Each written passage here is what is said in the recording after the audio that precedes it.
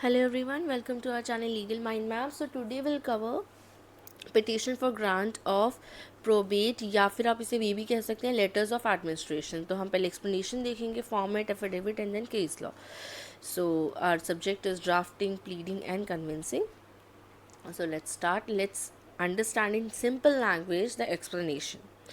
So what is probate of a will. जब हमें किसी विल को ना जेन्युइन साबित करना होता है, जब कोर्ट ये कंफर्म करती है that a will is valid and genuine. ठीक है, सो ये जो प्रोसीजर होता है, पूरा द प्रोसेस जो इंश्योर करता है कि will was written and signed properly by the person who has passed away called the testator and that there was no pressure, fraud or mental incapacity when the will was made. तो probate मैं दोबारा बताती हूँ, एक वो process होता है जिसमें कोर्ट ये इंश्योर करती है कि जो विल है वो एकदम जेन्युइन है और उसी पर्सन के थ्रू बनाई गई है जो पर्सन की जिस पर्सन की डेथ हो चुकी है.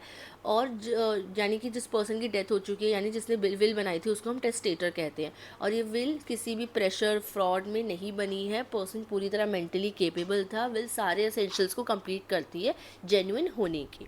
तो उसे प्रोबेट ऑफ अ विल कहते हैं. The process in which court investigate and ensure that will is genuine. Okay, now once a will is proved valid, the executor यानी जो पर्सन जिसको कैरी आउट करनी होती है will as per the instruction of the testator is officially given authority by the court to manage the deceased person money and property and possession. तो ये court भी उसे अथॉरिटी देती है कि आपको जिस तरीके से आप जो इच्छा थी, उनकी आखिरी इच्छा थी कि उनके प्रॉपर्टी, मनी, पोजेशन को जिस तरीके से कैरी फॉरवर्ड करना है, आपको जिसको भी देना है, जिस तरीके से भी देना है, जिस एज में भी अटेन करके उन्हें देना है, आप वो कर सकते हैं आगे. यानी कि कोर्ट जो पर्सन जिनकी डेथ हुई है उसकी इच्छा के बीच में नहीं आता है. Now when and why is probate needed. अब ये प्रोसेस ज़रूरी क्यों होता है या फिर ये प्रोसेस कब यूज़ होता है कि आपको चेक करना पड़ता है कि विल जेन्युइन है या नहीं. So when a person dies leaving behind a will. सबसे बड़ी बात, एक पर्सन की विल बनी होनी चाहिए. जिस पर्सन ने विल लिखी है उसी के विल के ऊपर तो जेन्युइन है या नहीं ये चेक होगा. अब जो डिसीज पर्सन है, ठीक है, इफ़ द डिसीज लिव्ड और had property in certain cities. अब उसके पास ना रहा है वो और उसके पास प्रॉपर्टीज़ रही हैं सो अलग अलग सिटीज़ में, जैसे मुंबई, चेन्नई या Kolkata.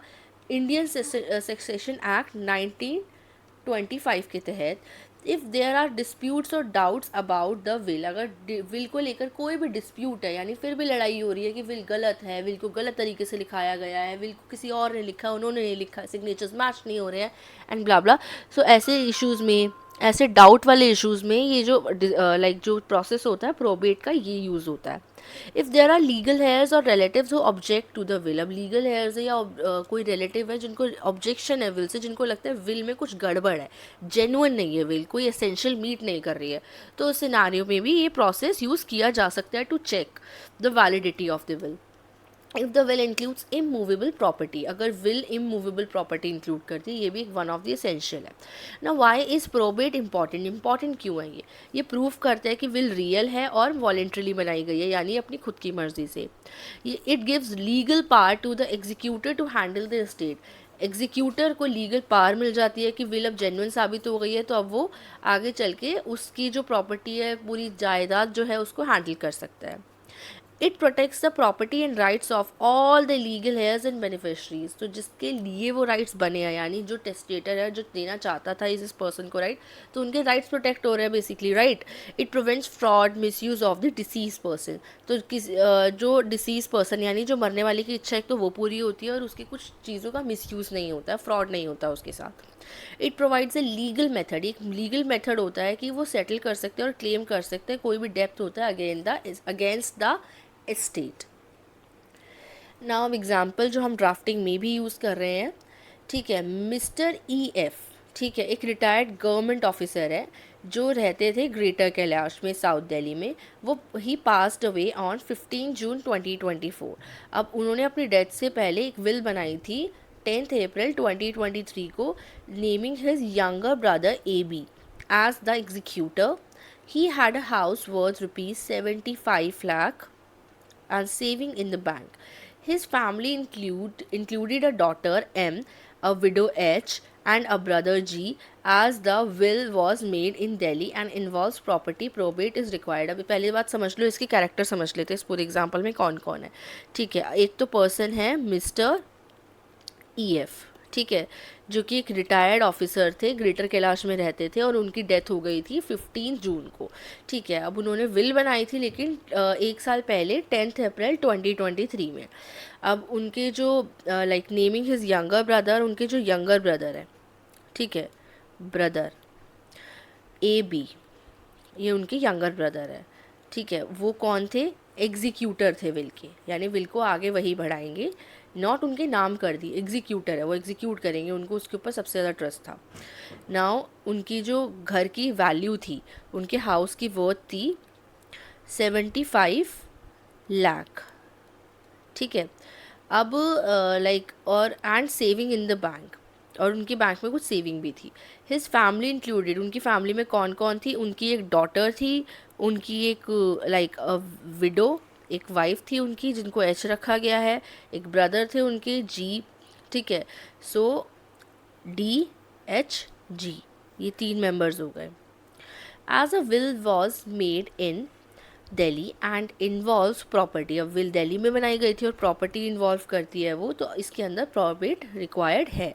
Now based on this example हम इसको एक बार समझते हैं। ठीक है, इस तरीके से you will write proper provision quote, ये मुझे बीच में लिखना था। ठीक है, this will come at the middle, centre में आएगा एज एन हेडिंग, जो आप बीच में लिखते हैं ना, इसके बाद फिर ये सब। Then application for grant of probate under section 276, the petition respectfully submit as under। फिर ये आप सारा फैक्ट लिखेंगे। You will mention all the details with proper date, amount, property number and everything, wherever जितने भी लोग हैं वो कहाँ कहाँ रह रहे हैं। ठीक है, मैंने इसे छोटा रखा है, आप इसे बढ़ा सकते हैं, लंबा खींच सकते हैं और अच्छे से लिख सकते हैं। Then comes prayer, then affidavit, signature deponent and verification।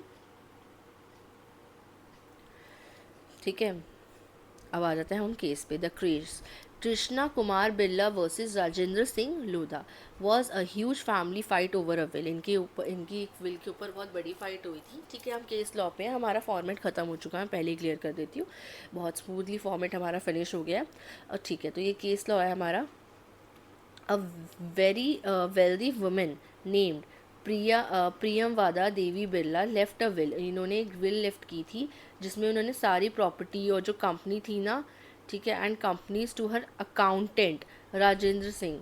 ठीक है, तो उन्होंने सारी कंपनीज और अपनी प्रॉपर्टी है राजेंद्र सिंह को दे दी थी, उनके जो अकाउंटेंट थे।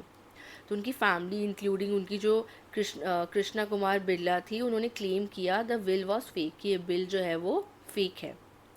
अब जो सुप्रीम कोर्ट है उन्होंने did not decide who was right, उन्होंने ये नहीं डिसाइड किया कौन राइट है कि about the will being real और fake. Instead the court decide who has the legal right to challenge a will. Court ने कहा कि किसके पास लीगल राइट है इस विल को चैलेंज करने का, कि विल जेन्युइन है या नहीं है। ठीक है, फर्स्ट प्लेस पे। सो कोर्ट का जो मेन पॉइंट था वो ये था कि you can only fight against a will if you are a legal heir, अगर आप लीगल हेयर हो तो ही आप विल के अगेंस्ट फाइल कर सकते हो केस, कि भाई ये विल से मुझे प्रॉब्लम है। आपत्ति भी तो तभी होगी आपको जब आपको उसमें से कुछ मिलने वाला होगा। आप पड़ोसी हो, अब आप किसी विल के लिए क्यों फाइट करोगे जब आपको कुछ मिलने नहीं वाला उसमें। तो हैव अ डायरेक्ट इंटरेस्ट, आपका डायरेक्ट इंटरेस्ट होना चाहिए उस प्रॉपर्टी में। अगर आपका like if you have no claim, आप उस विल को चैलेंज नहीं कर सकते। तो ये इस केस में था। That's it in this video. I hope आपको वीडियो समझ आई होगी। फिर भी कोई सजेशन है, कोई डाउट है तो आप कमेंट बॉक्स में हमें लिख के बता सकती हैं। Don't forget to like, share and subscribe. Thank you.